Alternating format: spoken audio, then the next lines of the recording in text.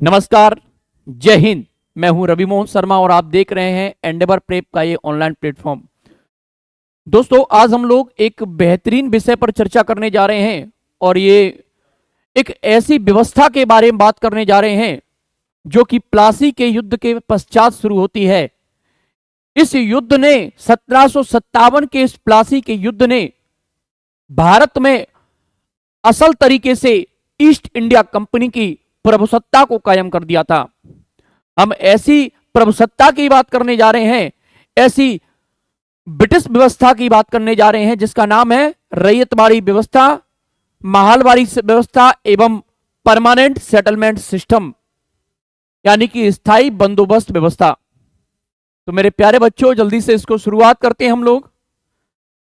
यहां पे देखते हैं लैंड रेवेन्यू सिस्टम की बात करेंगे, भू राजस्व व्यवस्था की बात करेंगे।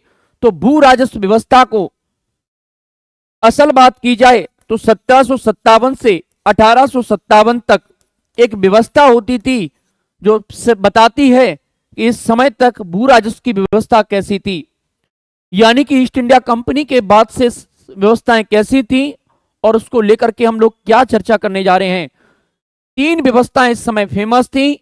पहले का नाम है स्थायी बंदोबस्त, परमानेंट सेटलमेंट, जिसे लॉर्ड कॉर्नवालिस लेकर के आते हैं 1793 में। दूसरी है रैयतवाड़ी व्यवस्था, जिसे थॉमस मुनरो लेकर के आते हैं 1820 में। और तीसरी है महलवाड़ी व्यवस्था, जिसे महालवाड़ी सिस्टम भी कहा जाता है, हॉल्ट मैकेंजी करके एक व्यक्ति लेके आता है 1822 में। हम बात कर रहे हैं उस व्यवस्था की, लैंड रेवेन्यू सिस्टम की, जिसके तहत यहां पर क्या क्या व्यवस्थाएं जो थी कृषकों के साथ में, या क्या क्या व्यवस्थाएं जो थी जमींदारों के साथ में संलग्न थी, जॉइंट थी। देखेंगे 1757 में। पहले इसकी पृष्ठभूमि की तरफ जाते हैं कि क्या इसकी पृष्ठभूमि रही होगी। 1757 में प्लासी के युद्ध के पश्चात अंग्रेजों द्वारा भू राजस्व को वसूल करना प्रारंभ किया गया था। किसकी बात हो रही है? 1757 के बाद के प्लासी के युद्ध की। अंग्रेज क्या कर रहे थे मेरे प्यारे बच्चों? भू राजस्व की क्या कर रहे थे? चूंकि पैसे की जरूरत थी अंग्रेजों को, और इसके लिए क्या किया उन्होंने? भू राजस्व को वसूलना प्रारंभ कर दिया। After the battle of Plassey in 1757 the British started collecting and land revenue. सबसे पहले 1772 में वॉरेन हेस्टिंग्स ने बंगाल में द्वैत शासन को समाप्त करके भू राजस्व वसूलना शुरू कर दिया था। और यहां पर क्या कर दिया गया था? पंचवर्षीय बंदोबस्त, यानी कि 5 साल की स्थायी बंदोबस्त की प्रणाली को लागू कर दिया था। पंचवर्षीय बंदोबस्त लागू किया गया। देन हम लोग चर्चा का विषय बनाते हैं। इसके तहत प्रत्येक क्षेत्र का राजस्व 5 वर्ष के लिए निर्धारित किया गया। अब 1777 में यह व्यवस्था समाप्त हो गई। कब से शुरू हुई है? 72 से 77 तक, और ये 5 साल तक व्यवस्था चली भाई।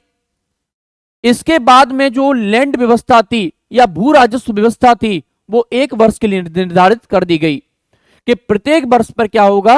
भू राजस्व की प्राप्ति निर्धारित कर दी जाएगी। और ये व्यवस्था जो थी 1789 और 90 तक चलती रही। ये 1 वर्ष की व्यवस्था की बात कर रहा हूं, प्रतिवर्ष की व्यवस्था की बात कर रहा हूं। हम चर्चा करते हैं स्थायी बंदोबस्त की। पहला पढ़ेंगे हम लोग स्थायी बंदोबस्त, परमानेंट सेटलमेंट की। यहां पे देखेंगे इस प्रणाली की शुरुआत लॉर्ड कॉर्नवालिस ने 1793 में बंगाल में की थी। सबसे पहले मेरे प्यारे दोस्तों, कहां की थी? बंगाल में की थी। यहां पे आप देखिएगा इस तरह से बंगाल में सबसे पहले ये शुरुआत करेगा।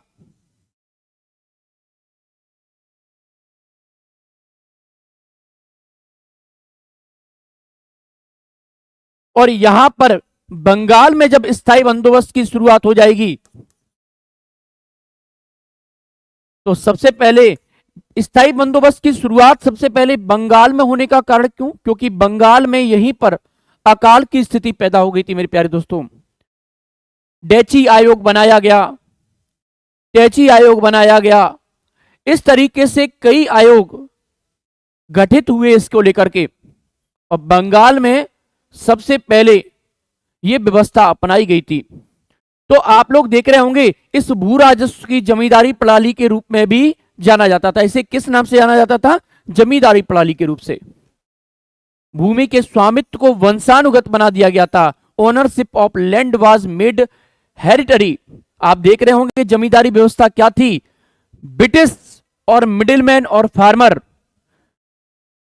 क्या किया था, ब्रिटिश सरकार ने एक मिडिलमैन यानी कि कॉमन भाषा में कहें या ग्रामीण भाषा में कहें तो उसको बिचौलिया कहते हैं मेरे प्यारे दोस्तों। क्या कहते हैं? बिचौलिया, जो बीच का होता है।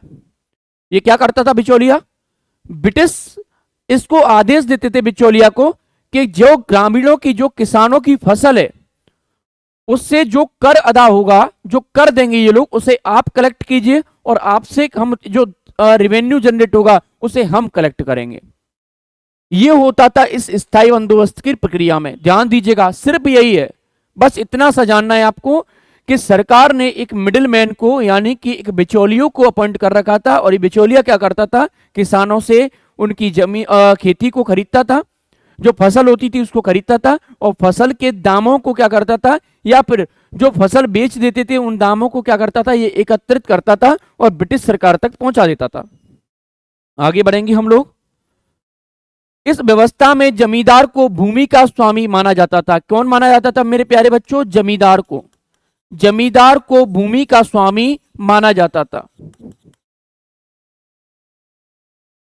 फिर देखेंगे इसे ब्रिटिश भारत की कुल 19% भूमि पर लागू किया गया था। बताइए भाई, जहां जहां ब्रिटिश कानून लागू था वहां 19% एरिया पर इसे क्या किया गया था? फॉलो किया गया था। इसे क्या 19% भूभाग पर लागू किया गया था। It was implemented on A total of 19% of the land of British India. बहुत बड़ी बात थी भाई कि ब्रिटिश क्षेत्र जो ब्रिटिशों ने यहां पर कब्जा कर रखा था उसके 19% भाग पर यह किया गया था। अगला व्यवस्था है रैयतवाड़ी व्यवस्था। बहुत इंपोर्टेंट है मेरे प्यारे बच्चों रैयतवाड़ी सिस्टम। रैयत का सबसे पहले तो हम लोग अर्थ देखते हैं तो यहां अर्थ निकलता है फार्मर यानी कि कृषक यानी कि किसान। रैयत का अर्थ क्या निकलता है? किसान। रैयत मीन्स पीसेंट कल्टीवेटर्स। भू राजस्व की यह प्रणाली 18वीं शताब्दी के अंत में 1820 में मद्रास का एक गवर्नर है मेरे प्यारे बच्चों जिसका नाम है थॉमस मुनरो या जिसे हेक्टर मुनरो भी कहा जाता था। इसके द्वारा स्थापित की गई है। किसकी, कब की बात कर रहा हूं? 1820 की बात कर रहा हूं, 1820 की बात कर रहा हूं मैं। और कौन करता है? गवर्नर सर थॉमस मुनरो के द्वारा इसे स्थापित किया गया था। इसमें हम लोग देखेंगे यह व्यवस्था मद्रास, बंबई एवं असम के कुछ भागों में लागू की गई थी। सबसे पहले इसे कुछ भागों में इंप्लीमेंटेड किया गया था, कुछ भागों में इसे व्यवस्थित किया गया था या कुछ भागों में से रोपा गया था। मैं रोपने का एक शब्द बोलूंगा यहां पे। चर्चा हो रही है रैयतवाड़ी सिस्टम की। अब यहां पर समझिएगा, मैंने डायग्राम क्यों डाला है यहां पे, डायग्राम से बहुत कुछ समझ सकते हैं मेरे प्यारे बच्चों आप। यहां पे ब्रिटिश सरकार सीधे किसानों से क्या करती थी? टैक्स अदा करती थी, यानी कि सीधे किसानों से कर लेती थी। मेरे प्यारी बात बच्चों, बात में समझ में आ गई। यहां पे किसानों से डायरेक्ट टैक्स लिया जा रहा है। और यदि हम लोग चर्चा करें मेरे प्यारे बच्चों यहां पे स्थायी बंदोबस्त की, तो स्थायी बंदोबस्त में क्या था वो देख लीजिए। स्थायी बंदोबस्त में किसानों के लिए बीच में बिचौलियों को तैयार कर रखा था, मिडिलमैन को तैयार कर रखा था, जो क्या करता था? किसानों से टैक्स लेता था। और टैक्स वसूली कौन करते थे? जमींदार। और जमींदार क्या करते थे? कांग्रेस यानी सॉरी, यहां पर किसको देते थे? यहां पे सरकार को देते थे, ब्रिटिश सरकार को। आगे बढ़ेंगे मेरे प्यारे दोस्तों। बात हो गई यहां पर रैयतवाड़ी सिस्टम की। तीनों सिस्टम की बात समझिएगा, बहुत अच्छे से समझ में आएगी। इस रैयतवाड़ी व्यवस्था के तहत लगभग 51% भूमि आई थी। 51% भूभाग को इसमें कवर किया गया था। इसमें सरकार द्वारा सीधे किसानों से कर वसूल किया जाता था। रैयतवाड़ी व्यवस्था में सीधे किसानों से कर वसूल किया जाता था। आगे हम लोग बढ़ेंगे। इस व्यवस्था में भू राजस्व का निर्धारण उपज के आधार पर नहीं बल्कि भूमि की क्षेत्रफल पे आधार पर किया गया। किसके आधार पर किया गया था? भूमि की क्षेत्रफल के आधार पर। जिसका जितना बड़ा एरिया होगा, चाहे वो उसकी फसल सड़ जाए, गल जाए, या फसल डूब जाए, या मेरे प्यारे बच्चों उसकी फसल बर्बाद हो जाए, अंग्रेजों को कोई मतलब नहीं था उस समय। अंग्रेजों को सिर्फ एक ही मतलब था कि अगर किसान के पास में इतना बड़ा खेत है तो इस पूरे खेत पर जो भी पैदावार हुई है उसका हमें कुछ परसेंट टैक्स चाहिए मेरे भाइयों। चाहे फसल पूरी जल करके राख हो जाए उसकी, किसान की कोई मतलब नहीं है भैया उनको। समझ रहे हैं? उन्हें मैंने सीधा बताया है कि उन्हें उपज से कोई मतलब नहीं था, उपज के आधार पर नहीं था भैया। System land revenue was determined not on the basis of yield but on the basis of area of land. फिर बात करेंगे, इस व्यवस्था में कृषकों को भूमि का स्वामी माना जाता था। वहां पर हम लोग देख रहे थे बिचौलियों को, जमींदारों को भूमि का स्वामी माना गया है, और यहां पर कृषकों को भूमि का स्वामी माना गया है। भाई स्वामी तो आज भी हैं, वो स्वामी कल भी थे मेरे प्यारे बच्चों, लेकिन क्या ये इस प्रकार का स्वामित्व रहेगा कि आप उसकी जमीन पर जो फसल वो रात दिन करके उगा रहा है, आप उसकी फसल को अपने पास संरक्षित कर लेंगे, आप उससे टैक्स ले लेंगे? ये कौन सी व्यवस्था थी भाई? लेकिन अंग्रेजों को ये टैक्स लेने थे। आगे देखेंगे, यहां जमींदारी प्रथा की तरह कोई बिचौलिया नहीं था। जमींदारी प्रथा की तरह कोई बिचौलिया नहीं थी। हालांकि ऐसा कहा जाता है कि ये व्यवस्था थोड़ी सी उस व्यवस्था से, पुरानी व्यवस्था से थोड़ी सी ठीक थी। क्यों? क्योंकि वहां पर उसको बिचौलियों को भी टैक्स देना पड़ता था, बिचौलिया उसको टैक्स देता था, तो बिचौली दोहरी मार देता था। दोहरी मार का अर्थ होता है मेरे प्यारे बच्चों कि उनके पास से डबल टैक्सेशन व्यवस्था को अपनाना। आगे देखेंगे, महल का तात्पर्य है यहां पे गांव, तो महलबाड़ी व्यवस्था क्या कहलाएगी? महलबाड़ी व्यवस्था तीसरी व्यवस्था है जो क्या कहलाएगी? महल का अर्थ होता है गांव। सन 1822 में होल्ट मैकेंजी द्वारा यह शुरू की गई थी, जिसका समीक्षा करता है 1833 में Lord William Bentinck. The Mailbari system was introduced by the Holt Mackenzie in 1822 and it was reviewed under Lord William Bentinck in 1833। बहुत बढ़िया। फिर आगे बढ़ेंगे हम लोग। यह प्रणाली उत्तर पश्चिम सीमा आगरा, मध्य प्रांत, गंगा घाटी, पंजाब आदि में शुरू की गई थी, और इस व्यवस्था के अंतर्गत गांव के मुखिया के साथ सरकार का लगान वसूली का समझौता होता था। यहां पे देखिएगा बेटा, गांव के मुखिया को सरदार बनाया जा रहा है कि भैया आप ही क्या करोगे, पूरी फसल का क्या करोगे, वसूली करोगे। किसानों से जो टैक्स वसूली करेगा वो कौन करेगा? गांव का मुखिया करेगा, यानी कि जो आज के सरपंच होते हैं वो वही करेंगे कि भाई गांव के मुखिया टैक्स व्यवस्था को वसूली। तो यहां पर देखेंगे, इसमें गांव के प्रमुख किसानों को भूमि से बेदखल करने का भी अधिकार था।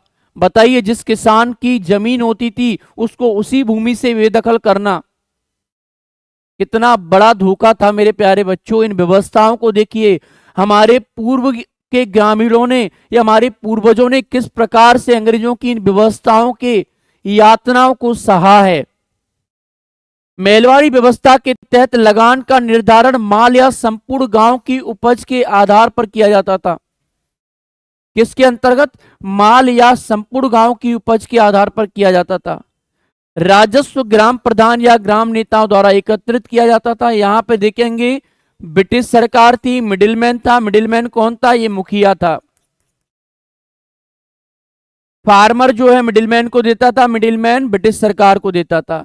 ये महलबाड़ी व्यवस्था में थी मेरे प्यारे बच्चों। राजस्व में राज्य की हिस्सेदारी किराए के मूल्य का 66% थी, समझौते पर 30 साल की अवधि के लिए जो सहमति बनी थी। इस प्रणाली को संशोधित जमींदारी प्रणाली भी कहा जाता था, क्योंकि गांव का मुखिया वस्तुतः जमींदार बन जाता था। आज जो आप देखते होंगे कई लोगों पे बहुत सारी जमीनें होती हैं। आप लोगों ने अमरीश पुरी की कई मूवी देखी होंगी जिसमें वो क्या करते हैं, बहुत सारे कागजों इकट्ठा करके रख लेते थे और वो क्या होते थे, एक एक से गांव वालों को बांटते थे, भाई तुम्हारी जमीन 2 बीघा मेरे पास रखी है, 4 बीघा मेरे पास रखी है। उनको बेदखल करने का अधिकार भी किसके पास था, मुखिया के पास था मेरे प्यारे बच्चों। समझ रहे हैं आप लोग। इस प्रकार से ये जो व्यवस्था थी तीनों, वो बताती हैं कि हम इस हमारे समय पे यानी कि 1757 से 1857 का जो हम लोगों ने 100 साल का एक बड़ा लंबा गैप देखा, उस समय भू राजस्व की व्यवस्थाएं किस तरह की हुआ करती थी। तो ये था हमारा छोटा सा वीडियो। ये आप लोगों को हमारा एंडेवर प्रेप का एक ऑनलाइन प्लेटफॉर्म दिखाई दे रहा होगा मेरे प्यारे बच्चों। यहाँ पर टेलीग्राम चैनल दिया हुआ है, आप लोग इसे ज्वाइन कर सकते हैं। साथ में let's learn it and let's crack it, ये हम लोगों का एक ध्येय वाक्य है जिसके साथ में हम लोग आगे बढ़े हैं। एंडेवर प्रेप का ये आप लोगों को वेब पेज भी है, फेसबुक पेज भी है, इंस्टाग्राम पेज भी है, ट्विटर भी है, लिंक्डइन भी है और यूट्यूब भी है। यूट्यूब के माध्यम से आप सभी वीडियोस को देख सकते हैं मेरे, और यहाँ पर चीज़ों को थोड़ा सा आप देख सकते हैं, समझ सकते हैं।